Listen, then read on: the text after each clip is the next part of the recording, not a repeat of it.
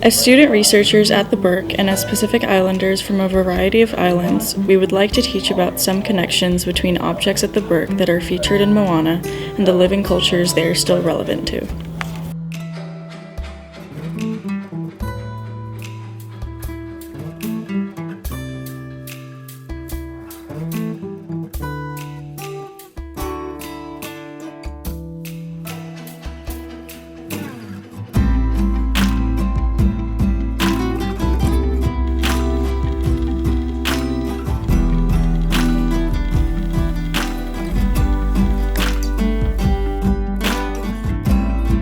The Burke Museum houses many objects in its collection from Oceania. In this short video, our group, the research family here at the University of Washington in Seattle, will share with you a few small lessons about where Moana and Pacific cultures intersect. Moana, the main character, she comes from a long line of navigators. The one thing about navigating in the Polynesian culture, some of the islands have lost that art of navigating. So they took their time and learned it from this master navigator from a small outer island of Satawal in Micronesia. His name is Papa Mau or Mau Pailu. With his help, they learned how to navigate the ocean, to voyage by looking at the stars, looking at the weather, and even using the sounds and waves that the ocean has. Something that the movie did well, they really talked a lot about voyaging. And with voyaging, it's definitely a commonality between all the islands in the whole Pacific Ocean. Moana, you see an example of a single-hulled sailing canoe, and there's actually a couple different types of canoes in Oceania and different parts and different variations of style between the islands. So what I'm holding right now is a Samoan canoe model. It's from the islands of Samoa. So this doesn't have any sails. It would probably be used for fishing or racing. Canoes like this are still used today in many islands. The outrigger is actually what all Oceanic canoes have in common despite their stylistic differences between islands.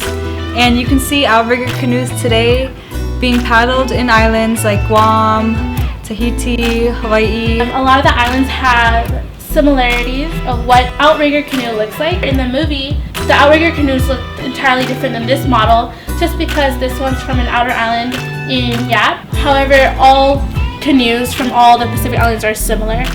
They all are outrigger canoes used for sailing, for fishing. Definitely the ones Moana sailed are the ones for long voyages. Here's an example of a double-hulled voyaging canoe. Voyaging canoes are only used by islands that have a lot of distance from main parts of Polynesia. For the double-hull canoes, today you can see the restoration in islands like Hawaii, Tahiti, and Samoa, where we're revitalizing our ancient voyaging traditions. I'm going to talk about the Kakamora who were in Moana, and they actually originate from the Solomon Islands. They're based off of a tale about human-like creatures that are about a couple feet tall. They're like dark-skinned and they're very hairy.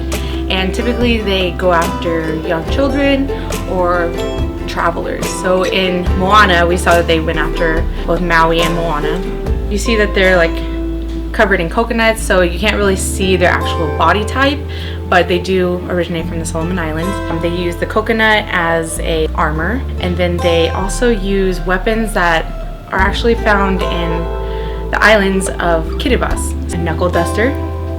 So when one of the Kakamora are introduced, they're holding like a weapon in their hand, and it kind of looks something like this. They're holding them both in their hand. But in Kiribati, its history is very warfaring culture. So you see a lot of objects are armor or they're swords, spears, and typically they have sharp teeth on them. So like this. And when you watch Moana, there is like a leader Kakamora who stands on the top of the canoe, and he has, it looks like a club or a sword. He kind of just like waves it around a little bit, but you can definitely see that there are sharp teeth on the sides.